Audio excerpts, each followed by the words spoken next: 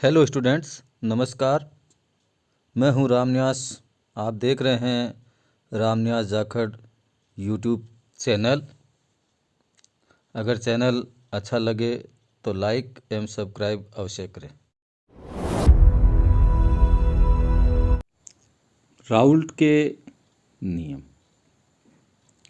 French रसायनज्ञ Francis मार्टे Raoult ने सन 1886 में विलयनों के वाष्प दाब एवं सांद्रताओं के मध्य एक मात्रात्मक संबंध दिया जिसे राउल्ट का नियम कहा जाता है।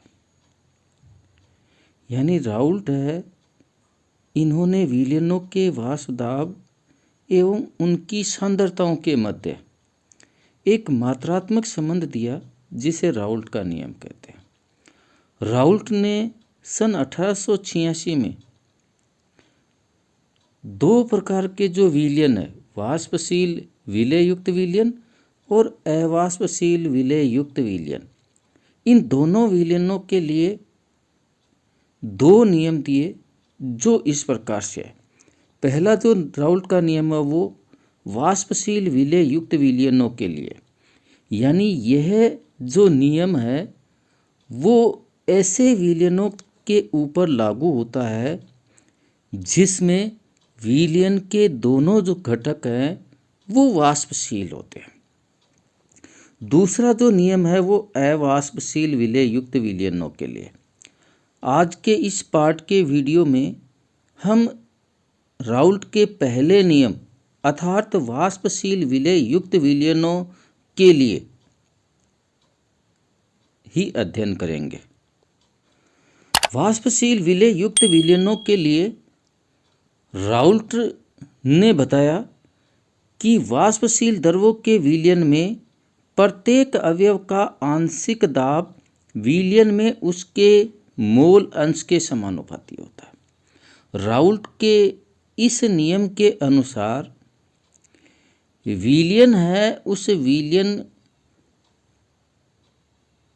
का आंशिक दाब विलयन में उपस्थित जो घटक हैं उन घटकों के मोल अंश अर्थात उनके मोल जो प्रभाज है उस प्रभाज के समानुपाती होता है। वाष्पशील विलययुक्त विलयनों के लिए राउल्ट ने जो वाष्प दाब एवं सांद्रताओं के मध्य जो मात्रात्मक संबंध दिया वो इस प्रकार से। माना विलयन एक द्विअंगी विलयन है। द्विअंगी विलयन ऐसा विलयन होता है जो दो घटकों से मिलकर बना है, और यहाँ इस द्विअंगी विलयन के जो दो घटक हैं उसमें से एक घटक है वो एक है और दूसरा घटक है वो दो है। यानी पहले घटक का नाम घटक ए है, दूसरे घटक का नाम है वो घटक दो है। विलयन के अंदर घटक एक के मोल अंश है वो x1 है, तो इसी प्रकार से घटक दो के मोल अंश है वो x2 है। घटक एक के द्वारा विलयन में लगाया गया जो आंशिक दाब है वो P1 है, तो घटक दो के द्वारा लगाया गया आंशिक दाब P2 है। चूंकि राउल्ट के वाष्पशील विलययुक्त विलयनों के नियम के आधार पर राउल्ट के वाष्पशील विलययुक्त विलयनों के नियम के आधार पर विलयन में प्रत्येक अवयव का आंशिक दाब विलयन में उसके मोल अंश के समानुपाती होता है। तो अपन कह सकते हैं कि घटक एक के द्वारा लगाया गया जो आंशिक दाब है वो उसके मोल अंश के समानुपाती है, तो अपन लिख सकते हैं P1 समानुपाती x1। घटक एक के मोल अंश है वो समानुपाती है उसके द्वारा लगाए गए आंशिक दाब P1 के, तो यहाँ इस समानुपाती के चिन्ह को हटाने के लिए अपन इसको इस प्रकार से भी लिख सकते हैं P1 बराबर है वो P01 x1। P1 बराबर है वो P01 x1 समीकरण संख्या 1। यहाँ पे जो P01 है वो शुद्ध घटक एक का समान ताप पर वाष्प दाब। विलयन का जो घटक एक है उसका समान ताप के ऊपर वाष्प दाब है वो है P01। तो राउल्ट के नियमानुसार घटक के दो के द्वारा लगाया गया आंशिक दाब P2 समानुपाती है उसके मोल अंश X2 के, तो अपन लिख सकते हैं P2 समानुपाती X2। यहाँ समानुपाती चिन्ह को हटाने के बाद में अपन इसको इस प्रकार से लिखते हैं P2 बराबर P02 X2 समीकरण संख्या 2। यहाँ P02 है वो एक समानुपाती स्थिरांक है जो घटक का समान ताप पर वाष्प दाब को दर्शाता है। जो घटक 2 है उसका समान ताप पर वाष्प दाब को दर्शाता है। डाल्टन के अनुसार विलयन है उस विलयन का कुल दाब विलयन के अवयवों के द्वारा लगाए गए आंशिक दाब के योग के बराबर होता है। डाल्टन के अनुसार विलयन का कुल दाब उस विलयन के अंदर जो घटक हैं उन घटकों के द्वारा लगाए गए आंशिक दाब के योग के बराबर है। इस लिए गए द्विअंगी विलयन में घटक 2 हैं, तो यहाँ पे घटक 1 व घटक 2 के द्वारा लगाया गया कुल आंशिक दाब का योग उस विलयन का कुल वाष्प दाब होगा। यानी डाल्टन के अनुसार विलयन का कुल वाष्प दाब होगा P कुल बराबर P1 प्लस P2। इसको अपन समीकरण संख्या 3 दे देते हैं। समीकरण संख्या 3 जो अपने पास में आया था P कुल बराबर है वो घटक 1 के द्वारा लगाया गया आंशिक दाब P1 प्लस है वो घटक 2 के द्वारा आंशिक दाब P2। तो अपन समीकरण संख्या जो 3 है उस 3 के अंदर है वो समीकरण संख्या 1 व 2 से है वो P1 और P2 का मान रख देते हैं, अर्थात P कुल बराबर आ गया P01 X1 प्लस है वो P02 X2 समीकरण संख्या 4। विलयन के दोनों घटकों का योग है वो इकाई होता है, इसलिए अपन इसको इस प्रकार से लिख सकते हैं कि विलयन के जो मोल अंश हैं X1 और X2 उनका मान 1 है, तो अपन लिख सकते हैं X1 प्लस X2 बराबर 1।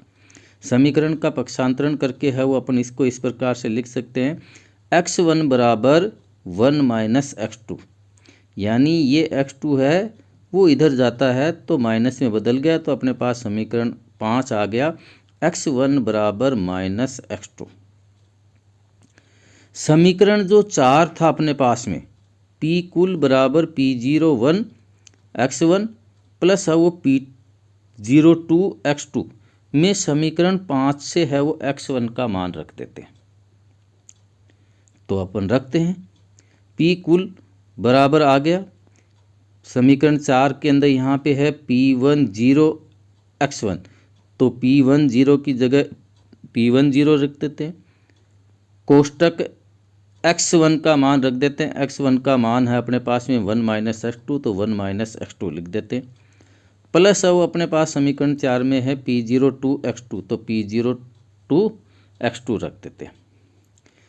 अब इस समीकरण के अंतर्गत P10 कोष्टक के अंदर जो दी गए सामग्री है 1 माइनस X2 है, इससे है वो गुणा है, तो अपन गुणा करके लिख देते हैं। P कुल बराबर P10 को 1 से गुणा करते हैं तो P01 माइनस है वो का माइनस का चिन्ह, P01 को X2 से गुणा करते हैं तो अपने पास में आ गया P01 X2 और प्लस है वो अपना सेम का सेम लिख देते P02 X2। यहाँ पे अपन इसका है वो पुनर्विन्यासित करते हैं, इस समीकरण को पुनर्विन्यासित करते हैं तो अपने पास में ये आ जाएगा इस प्रकार से कि P कुल बराबर अपने पास में आ गया P10 प्लस अपने पास में है ये P20x2 तो P02x2 और ये माइनस का है तो ये माइनस का अपन लिख देते हैं P01x1।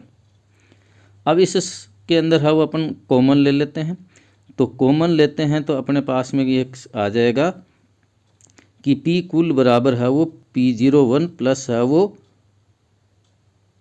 कोष्टक P कुल बराबर आ गया P01 प्लस कोष्टक P02 माइनस है वो P01 मल्टीप्लाई x2 समीकरण संख्या 6। यही राउल्ट के अनुसार वाष्पशील विलेय युक्त विलयनों के वाष्प दाब एवं उनके मोल अंश के मध्य संबंध है। वाष्पशील विलेय युक्त विलयन के लिए विलयन के वाष्प दाब एवं विलयनों के अवयवों के मोल अंश के मध्य राउल्ट ने ग्राफ खींचा। विलयन के घटक 1 व 2 के मोल अंश क्रमशः x1 और x2 हैं और इन घटकों के द्वारा उत्पन्न जो आंशिक दाब है, जो लगाया गया जो आंशिक दाब है वो P1 और P2 है। तो इनके मध्य यानी विलयन के दोनों घटकों के मोल अंश व उनके द्वारा लगाए गए आंशिक दाब के मध्य ग्राफ खींचने पर अपने को ग्राफ है वो सीधी रेखा में प्राप्त होता है। यदि x1 व x2 जो क्रमशः घटक 1 व घटक 2 के मोल अंश है का मान 1 है तो रेखा 1 व 2 रेखा 1 है ये है और रेखा 2 है वो ये है, वो P01 व P02 से होकर गुजरती है। यदि घटक 1 व 2 के मोल जो अंश क्रमशः x1 व x2 है उसका मान 1 हो तो रेखा 1 व 2 क्रमशः P01 व P02 से होकर गुजरती है। P कुल व x2 के मध्य P कुल व x2 के मध्य आलेख रेखा थर्ड जो ये है इस रेखा के अनुसार है वो रेखीय प्राप्त होता है। P कुल का न्यूनतम मान ये P01 है और P कुल का अधिकतम मान P02 है। P02 है। राउल्ट के वाष्पशील विलेय युक्त विलयनों के इस दिए गए नियम के आधार पर है वो अपन निम्न है वो निष्कर्ष है वो निकाल सकते हैं, जिसमें से पहला ये है विलयन के कुल वाष्प दाब एवं उसके अवयवों के मोल अंश के मध्य संबंध स्थापित किया जा सकता है। विलयन के कुल वाष्प दाब एवं उसके अवयवों के मोल जो अंश हैं उन अंशों के बीच में संबंध स्थापित किया जा सकता है। दूसरा निष्कर्ष है कि विलयन का वाष्प दाब उसके अवयव 2 के मोल अंश के साथ रेखीय रूप से परिवर्तित होता है। विलयन का वाष्प दाब उसके अवयव 2 के मोल अंश के साथ है वो रेखीय रूप से परिवर्तित होता है। और तीसरा जो निष्कर्ष है वो विलयन का कुल वाष्प दाब उसके अवयव 1 के मोल अंश बढ़ने पर बढ़ता है। विलयन का कुल वाष्प दाब उसके अवयव 1 के मोल अंश बढ़ने पर बढ़ता है।